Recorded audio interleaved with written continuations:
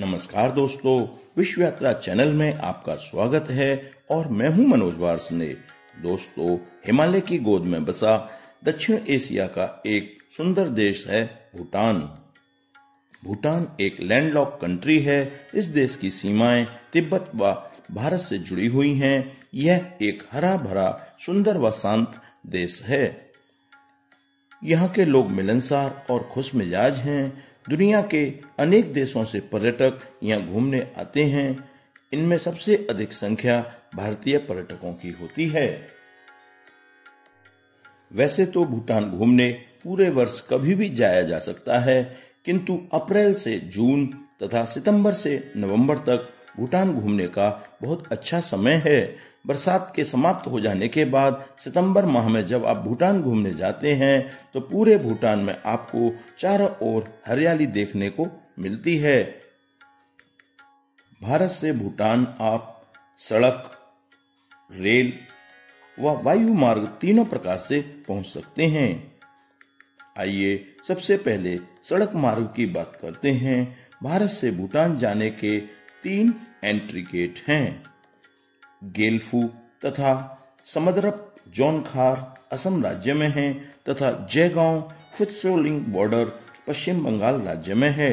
भूटान जाने वाले ज्यादातर टूरिस्ट फुत्सोलिंग बॉर्डर से प्रवेश करते हैं। यह मार्ग आसान व सुलभ है। इसके माध्यम से थिम्फू कम समय में आसानी से पहुंचा जा सकता है। जयगांव एक अच्छा शहर है जहां रात्रि विश्राम के लिए अनेक होटल तथा भोजन के अच्छे विकल्प उपलब्ध हैं। सड़क मार्ग से सबसे पहले आपको जयगांव पहुंचना होता है। हासीमारा, कूच बिहार, सिलीगुड़ी तथा न्यू जलपाईगुड़ी जयगांव के निकट के स्टेशन हैं। जयगांव से हासीमारा की दूरी 15 किलोमीटर, समय लगभग 30 मिनट लगता है। कूच बिहार लगभग 70 किलोमीटर, समय 2 घंटे। सिलीगुड़ी लगभग 150 किलोमीटर, समय 3.5 घंटे। न्यू जलपाईगुड़ी 160 किलोमीटर और समय 3.5 घंटे ही लगता है। भूटान में प्रवेश करने के लिए भारतीय लोगों को किसी प्रकार के वीजा की आवश्यकता नहीं होती। केवल पासपोर्ट या वोटर आईडी दिखाकर भारतीय लोगों को परमिट मिल जाता है। यहाँ आधार कार्ड तथा अन्य किसी प्रकार की आईडी स्वीकार नहीं की जाती है।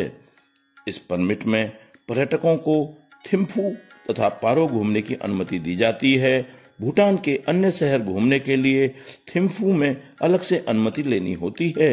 यहाँ मैं आपको एक बात और स्पष्ट करना चाहूंगा, जयगांव बॉर्डर पर भारतीय लोग केवल वोटर आईडी दिखाकर बिना परमिट के फुत्सोलिंग शहर घूम सकते हैं। भूटान में प्रवेश करते समय इमिग्रेशन ऑफिस में भारतीय लोगों को सस्टेनेबल डेवलपमेंट फीस SDF 1200 रुपये प्रतिदिन के हिसाब से जमा करनी होती है। अन्य देशों के पर्यटकों को $250 प्रतिदिन के हिसाब से जमा करने होते हैं। भूटान सरकार का मानना है कि इस राशि से पर्यावरण की रक्षा करने में मदद मिलती है।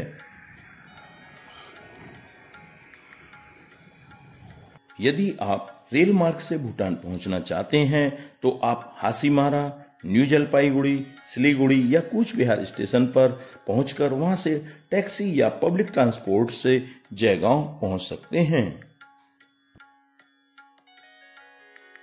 भूटान में प्रवेश करते समय आपको इमिग्रेशन ऑफिस में पूरी आइटिनरी, एडवांस कंफर्म होटल की बुकिंग दिखानी होती है। भूटान में अकेले सोलो ट्रैवलर को प्रवेश की अनुमति नहीं है। बेहतर यही होगा कि आप एक से अधिक या ग्रुप में भूटान घूमने जाएं। भूटान घूमने जाने वाले सभी लोगों को बॉर्डर से ही सरकार द्वारा नियुक्त गाइड लेकर जाना होता है। बिना गाइड के भूटान में घूमने की अनुमति नहीं है। भूटान का 1 रुपया भारत के 1 रुपये के बराबर है और भूटान में भारतीय करेंसी आसानी से स्वीकार की जाती है।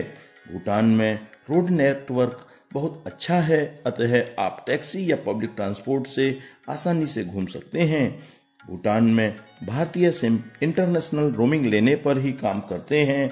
आप बॉर्डर पर ही ताशी सेल या बी मोबाइल कंपनी का सिम 200 रुपये में ले सकते हैं, जिसकी वैलिडिटी 1 सप्ताह होती है। भूटान में राजधानी थिम्फू से लगभग 50 किलोमीटर की दूरी पर पारो इंटरनेशनल एयरपोर्ट स्थित है, जहां आप दिल्ली, कोलकाता तथा बागडोगरा से सीधे पहुंच सकते हैं। भूटान में सिर्फ 2 एयरलाइंस ड्रुक एयर तथा भूटान एयरलाइंस के द्वारा पहुंचा जाता है। इनके टिकट आपको इन कंपनियों की वेबसाइट पर जाकर बुक कराने होते हैं। अनेक टूरिस्ट भारत के शहरों से बागडोगरा बाई एयर आ जाते हैं और फिर सड़क मार्ग से थिम्फू पहुंचते हैं, लेकिन इसमें बाई रोड लगभग 1.5 से 2 दिन का समय लग जाता है। यदि आप समय बचाना चाहते हैं तो सीधे बाई एयर पारो पहुंचिए। दोस्तों, आपसे निवेदन है कि आप भारत में बनी वस्तुओं का अधिक से अधिक प्रयोग कीजिए। इससे आप एक भारतीय को रोजगार देते हैं।